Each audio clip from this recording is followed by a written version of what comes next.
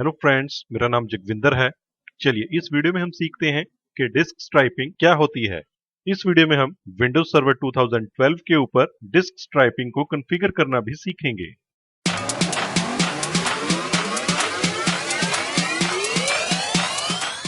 Red zero, जिसको disc striping भी कहा जाता है, यानी कि जो हमारा डेटा है वो स्ट्राइप्स के फॉर्मेट में, यानी कि पट्टियों के फॉर्मेट में, जो पट्टियां होती हैं जैसे रिबन्स के फॉर्मेट में मल्टीपल डिस्क के ऊपर भेजा जाता है।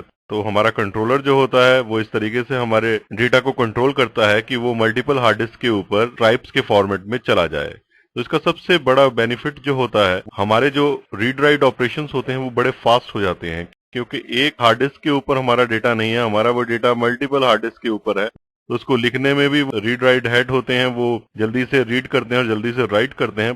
प्लस अगर मैं एक्सेस करना चाहता हूं तो भी मैं मल्टीपल लोकेशन से इसको एक्सेस कर सकता हूं। तो इसका सबसे बड़ा एडवांटेज तो हमारे जो रीड राइट ऑपरेशंस हैं वो बड़े फास्ट हो जाते हैं, लेकिन जो इसका सबसे बड़ा डिसएडवांटेज है वो ये है कि इससे हमें कोई भी फॉल्ट टॉलरेंस नहीं मिलती है।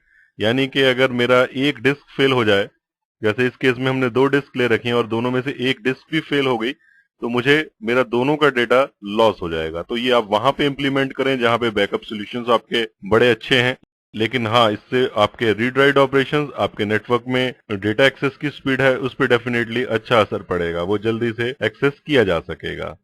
हमारा सर्वर 32 डिस्क तक डिस्क स्ट्राइपिंग कर सकता है, यानी कि मैं 32 डिस्क लगा के उसके ऊपर डेटा को पट्टियों के फॉर्म में सेव करवा सकता हूं। लेकिन फिर आपको बात वही है कि डिसएडवांटेज की एक भी डिस्क फेल हो गई तो सारा का सारा डेटा लॉस हो जाएगा और डेटा रिकवरी का हमारे पास कोई मेथड नहीं है। चलिए सर्वर पे चल के इसका प्रैक्टिकल परफॉर्म करके देखते हैं।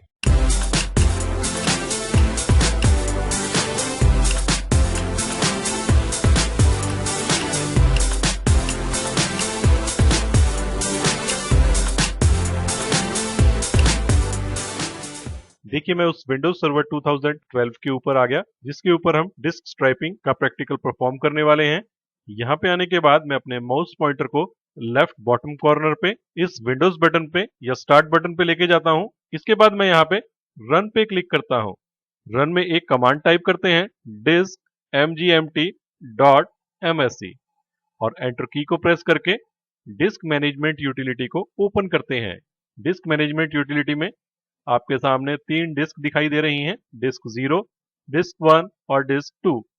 जिन डिस्क के बीच में आप स्ट्राइपिंग परफॉर्म करना चाहते हैं उनमें से किसी एक के ऊपर जाइए और राइट क्लिक कीजिए।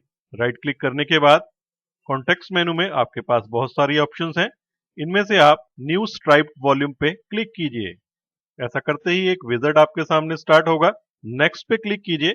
विज़ार्ड के सिलेक्ट डिस्क पेज पे आप उस डिस्क को सिलेक्ट कीजिए जिसके साथ आप ये डिस्क स्ट्राइपिंग का प्रोसेस परफॉर्म करना चाहते हैं।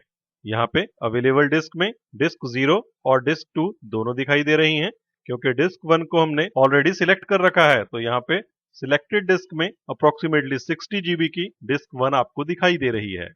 यहाँ से आप किसी भी डिस्क को सिलेक्ट कीजिए। जैसे मैं डिस्क 2 को सिलेक्ट करता हूँ, जिसका साइज अप्रोक्सीमेटली 80 GB है। ऐड पे क्लिक करता हूँ।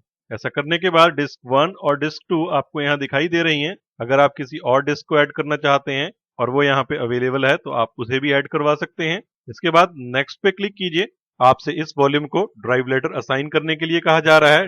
विंडोज अपने आप से जो भी नेक्स्ट फ्री ड्राइव लेटर होता है वो इसे असाइन करने की कोशिश करता है। जैसे इस केस में ई ड्राइव लेटर असाइन किया जा रहा है। आप कोई और ड्राइव लेटर भी यहाँ पे असाइन कर सकते हैं। नेक्स्ट पे क्लिक कीजिए।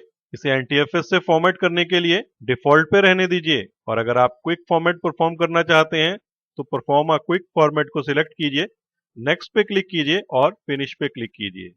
ऐसा करने के बाद एक इंफॉर्मेशन, एक वार्निंग आपके सामने आती है। इनमें आपसे कहा जाएगा कि डिस्क स्ट्राइपिंग के प्रोसेस के लिए आपको इन डिस्क, जो कि इस समय बेसिक डिस्क हैं, इन्हें डायनेमिक में कन्वर्ट करना होगा। इसके साथ आप एक चीज का ध्यान रखिए कि आपके इन वॉल्यूम्स के ऊपर अगर कोई ऑपरेटिंग सिस्टम इंस्टॉल्ड है तो वो बूट नहीं हो पाएंगे। लेकिन इसमें एक एक्सेप्शन है कि इन डिस्क के ऊपर अगर कोई करंट बूट वॉल्यूम है तो वो अपना काम पहले की तरह करता रहेगा। इन डिस्क के ऊपर कोई ऑपरेटिंग सिस्टम इंस्टॉल्ड नहीं है, इसलिए मैं यहाँ से यस पे क्लिक करता हूँ और देखिए डिस्क स्ट्राइपिंग या स्ट्राइप्ड वॉल्यूम क्रिएट करने का प्रोसेस स्टार्ट हुआ है, और इसे फॉर्मेट होने के बाद ये हेल्दी स्ट्राइप्ड वॉल्यूम आपको यहाँ पे दिखाई दे रहा है। इसका कि अप्रोक्सीमेट साइज 60 GB है। जरा हम अपने फाइल एक्सप्लोरर में जाके इसे चेक करते हैं तो देखिए ई वॉल्यूम का साइज अप्रोक्सीमेटली 120 जीबी हो गया क्योंकि approximately 60 plus 60 is equal to 120। Question time. चलिए आप मुझे एक क्वेश्चन का आंसर दीजिए। आप मुझे बताइए कि डिस्क स्ट्राइपिंग में हम मैक्सिमम नंबर ऑफ डिस्क कितनी यूज कर सकते हैं। आपकी ऑप्शंस है ए 32, बी 30 या फिर सी 2। आप इस क्वेश्चन का आंसर नीचे कमेंट्स में जरूर टाइप करें। अगर आपको वीडियो पसंद आया है तो आप लाइक बटन को प्रेस करना ना भूलें।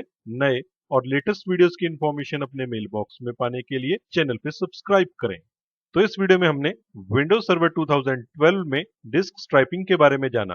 तो इस वीडियो में इतना ही। Thanks for watching.